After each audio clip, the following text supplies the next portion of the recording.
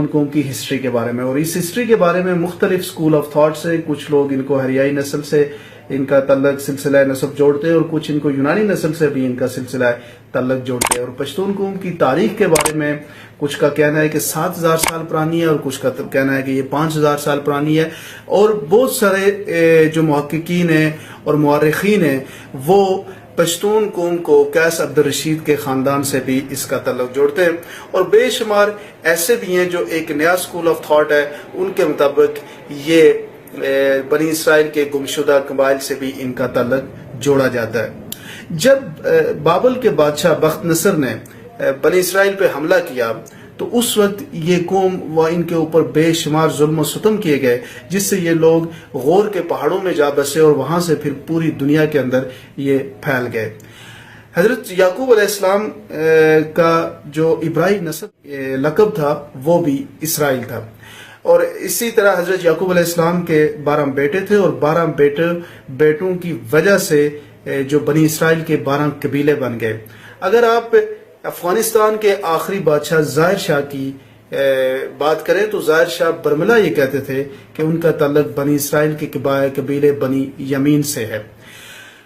قیس عبد الرشید جو ہے ان کا تعلق بھی بنی اسرائیل سے تھا، لیکن قیس عبد الرشید کے بارے میں یہ بھی کہا جاتا ہے کہ وہ حضور صلی اللہ علیہ وسلم سے جا ملے اور ان کے ہاتھ میں بیعت کی، اور جب حضور صلی اللہ علیہ وسلم سے ملے اور ان کے ہاتھ میں بیعت کی تو ایک جنگ میں انہوں نے شرکت اختیار کی، اور اس جنگ میں وہ اتنی بہادری سے لڑے اور اتنی جرأت مندی سے لڑے جس کی بنیاد پہ حضور صلی اللہ علیہ وسلم نے ان کو لقب دیا بتان کا۔ اور بتان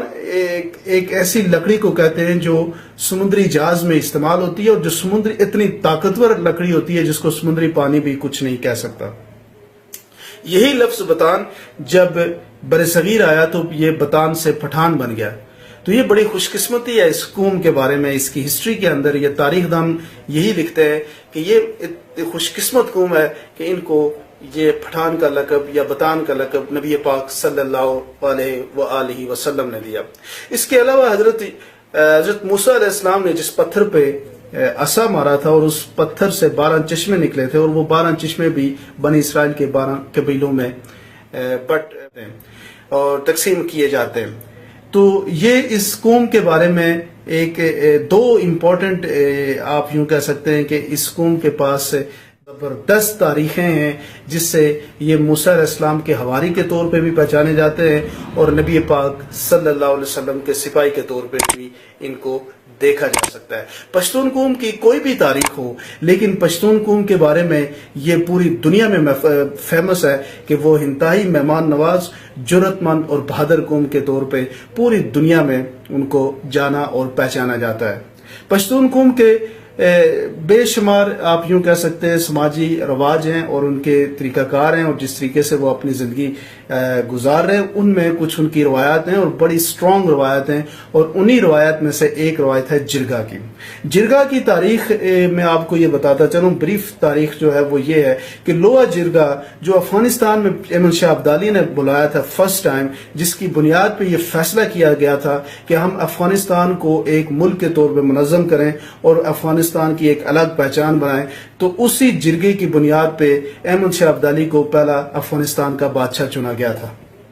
اور اس کی اہمیت کو اگر آپ مزید اجاگر کریں تو پاکستان کے اندر جب 1947 میں پاکستان کا وجود ہوا تو اس وقت لوہے جرگا کی وجہ سے ہی قبائلیوں نے پاکستان کے ساتھ الحاق کا ڈیسیژن کیا۔ تو یہ جو جرگے ہوتے ہیں، اس جرگے کو پاکستان کی گورنمنٹ اور پاکستان کی عدالتیں ان جرگوں کو تحفظ دیتی ہیں۔ یہ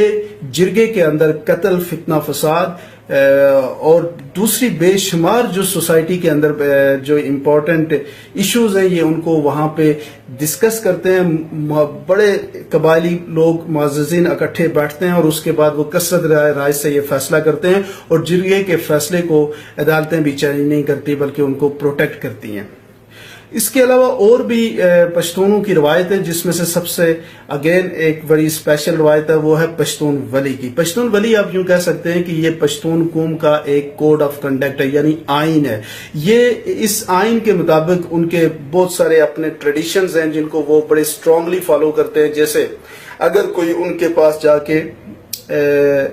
پناہ لے لیتا ہے تو اس کی وہ دل و جان سے اس کی حفاظت کرتے ہیں. اگر کوئی عورت مجرم عورت ان سے جنگ بندی کے لیے کہتی ہے تو وہ اپنی جنگ بندی کر دیتے ہیں. وہ سیاکار کو بے شمار جو سوسائٹیل ایولز ہیں ان کے بارے میں جو ان کے کسٹمز ہیں ان کسٹمز کے اوپر پٹھان قوم بڑی سٹرونگلی اپنے ایکشنز اور اپنے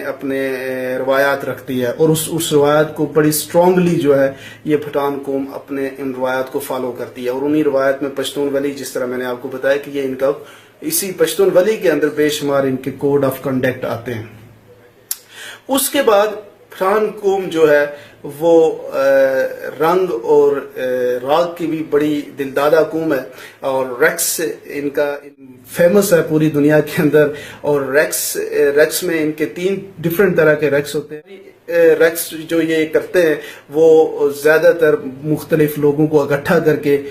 مل جل کے وہ ریکس کیا جاتا ہے ایک گول دائرے کے اندر اور درمیان میں دائرے میں ڈول ڈفلی بجانے والے بھی ہوتے ہیں. بعض ریکس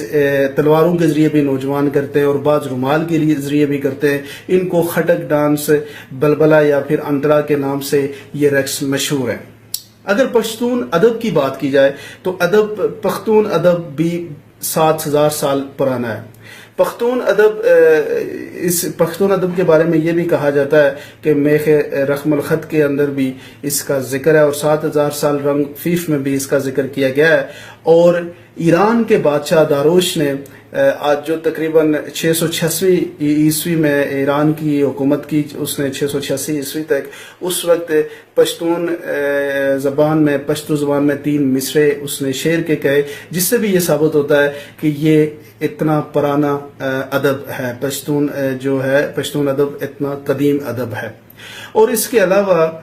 جو محمد ہوتک کی بک ہے پٹا خزانہ وہ 30 جو ہے وہ لکھی گئی اور اس سے بھی یہ ثابت ہوتا ہے کہ پشتون ادب جو ہے وہ 7000 سال یا 7500 سال پرانا ادب ہے. اور اس کے علاوہ اگر ہم بات کریں پشتو کی تو پشتو دیگر سنسکرت اور دیگر اوسطا زبانوں سے بھی اس کی مشابہت ہے. تو اسی بنیاد پہ پشتو ادب کو قدیم ادب کے طور پہ دیکھا جاتا ہے. یہ تھی کچھ چند بیسک انفارمیشن پٹھان قوم کے حوالے سے اور ان کی ہسٹری کے حوالے سے. آئی ہوپ کہ آپ کو یہ ویڈیو انفارمیٹیو لگی ہوگی.